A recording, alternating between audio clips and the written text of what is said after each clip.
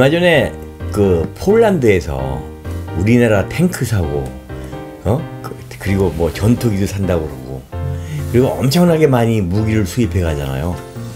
그래서 이게 뭐냐니까 폴란드가 왜 갑자기 이렇게 많은 군비를 증강할까? 당연히 우크라이나하고 붙은다라니까 러시아가 굉장히 두렵겠죠. 근데 이 폴란드의 그 러시아에 대한 공포, 그것이 러시아에 대한 공포라는 것이 그게 어제 오늘 일이 아니에요. 여기 근처에 있는 나라들이 전부 러시아에 대한 끔찍한 공포를 가지고 있습니다. 지금 우크라이나는 현실적으로 전쟁을 하고 있고, 그 위에 있는 벨라루스라는 나라는 지금 그 러시아하고 짝짝펴니까 한 나라나 다름없죠. 그 위에 있는 나라가 폴란드고, 그 북쪽에 있는 나라들이 소위 발트 3국이라고 해서 맨 위가 에스토니아, 라트비아, 리투아니아 이 세 나라인데요. 이게 쭉 연결이 되어 있습니다. 그러면 지리적으로 보시면은 왼쪽 오른쪽 위를 보면은 말이에요. 왼쪽에는 러시아가 있어요. 오른쪽에는 독일이 있어요. 남쪽에는 합스부르크 제국으로 강성했던 오스트리아가 있습니다. 저 북서쪽으로는 대영 제국이 있습니다. 그리고 북쪽에는 스웨덴이 있어요. 강대국이었던, 지금은 아니지만. 그렇다면 이 독일, 러시아, 영국, 그리고 이 오스트리아, 그 사이에 있던 끼인 나라들, 이른바 끼인 나라들, 그 중에 대표적인 나라가 이 발트 3국하고 그리고 폴란드예요. 지금 그 우크라이나 전쟁은 가장 결정적인 예가 끼인 나라들이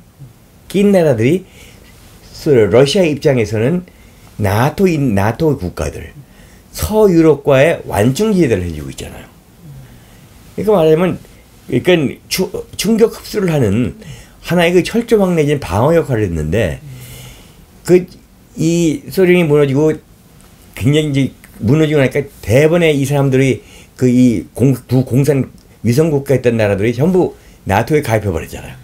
러시아에 대한 반감과 공포가 워낙 강하니까 발트 3국부터 시작해서 폴란드, 체코슬로바키아, 헝가리, 옛날에 소련의 위성국이었던 전부 나토에 가입해버렸죠.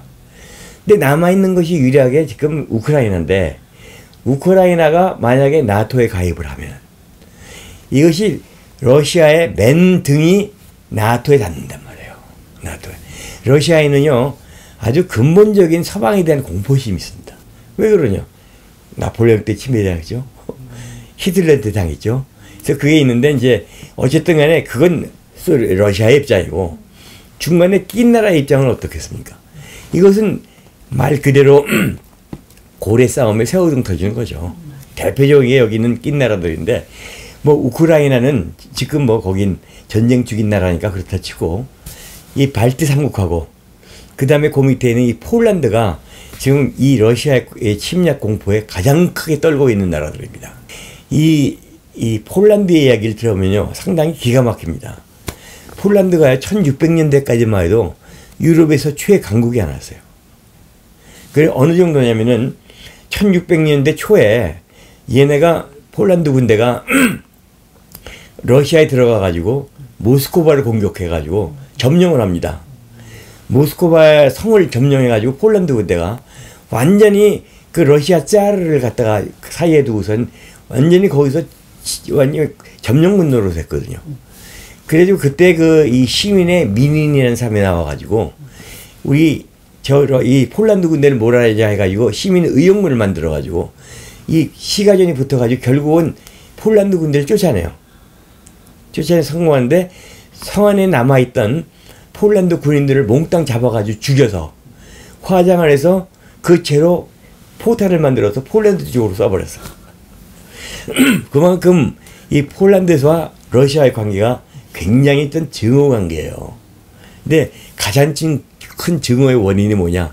폴란드는 로마 가톨릭이고 러시아는 정교거든요. 이 두 개가요, 시아파하고 수니파 싸우는 것보다 더 심하면 심했지 덜하지 않거든요. 그래가지고 이 러시아에서 쫓겨난 1600년대부터는 이 폴란드가 굉장히 그 내지는 내분이 심해가지고 안에서 싸우다가 계속 추락을 계속합니다.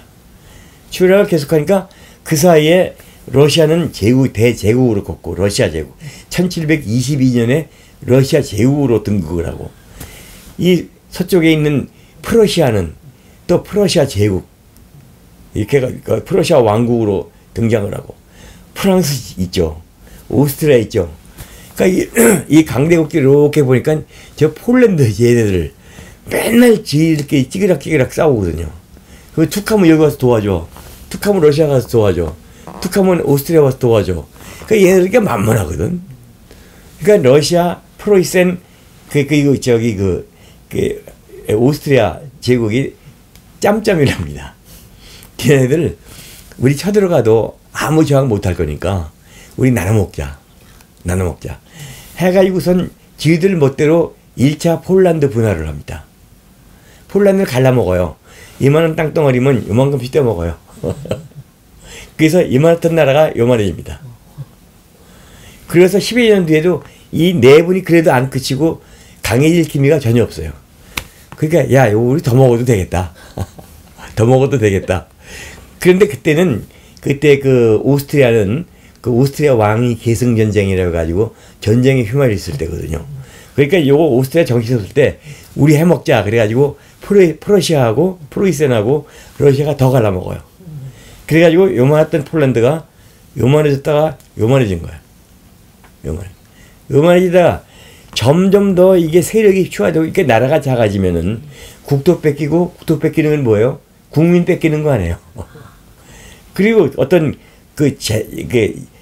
재정도 뺏기는 거고 수학도 뺏기는 거고 그러니까는 나라가 점점 쪼그라드니까 완전히 흔적이 없어졌거든요.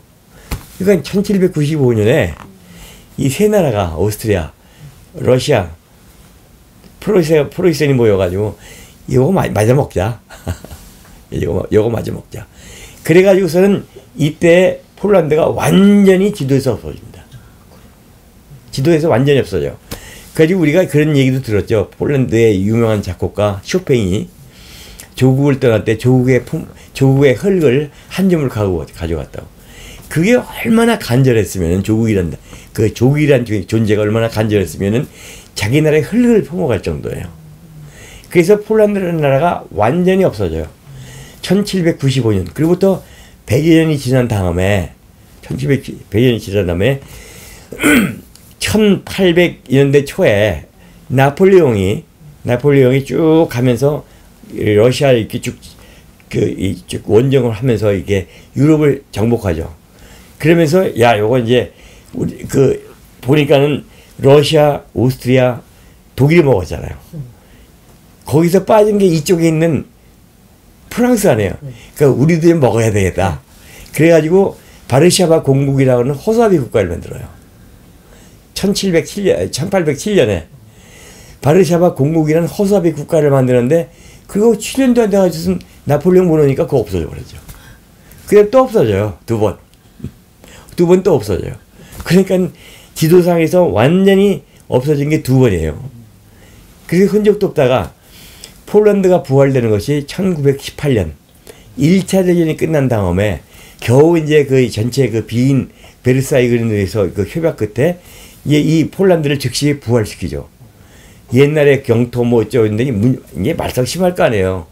여기까지가 너희 영토다 아니다 그러면 막 싸울 거 아니에요. 그래서 어쨌든 폴란드가 부활이 됐습니다.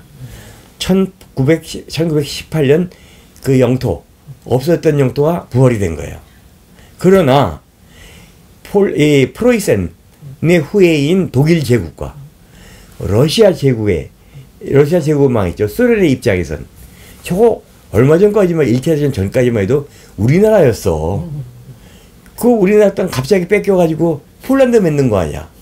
그러니까 1939년에 히틀러하고 스탈린이 야 우리 옛날 땅 다시 찾자. 폴란드를 점령하는 것이 아니라 우리 옛날 땅 다시 찾자. 그래가지고선 불가침 조약에 의해서 일주일 뒤에 8일 후에 폴란드 9월 1일 날 8월 23일 날 불가침 조약을 맺었는데 9월 1일 날 폴란드 국경을 넘어서 점령한 것이 스탈린과의 약속을 반씩 갈라먹기 해서 폴란드를 점령했는데 그것이 제2차 대전의 시작 아닙니까? 왜 시작이냐? 동맹을 맺은 관계였기 때문에 동맹을 맺은 국가는 그 조약에 의해 가지고 한 나라가 공격받으면 다른 나라도 자동적으로 참전하게 되다는 얘기죠. 우크라이나도 러시아가 제일 신경을 쓰는 게 우크라이나가 만약에 나토에 들어간다. 그러면 동맹국이 되는 거 아니에요? 그러면 러시아가 한 발자국이라도 그 땅에 발을 들이죠, 군대가. 그러면 동맹국에 대한 침략이기 때문에 모든 나토 국가가 한꺼번에 동맹을 해서 반격을 가할 수 있다는 얘기죠. 그러니까 세계대전이 되는 거야. 발 한 발자국 딛는 순간. 반대로 우크라이나가 저렇게 일방적으로 러시아의 침략을 당하고 저렇게 힘든 전쟁을 하고 있음에도 서방 국가가 무기만 내주지 한 발자국도 군대가 못 들어가는 이유가 한 사람이라도 이 나토 군대가 우크라이나 땅을 딛는 순간 그것은 세계대전이 있을 거죠.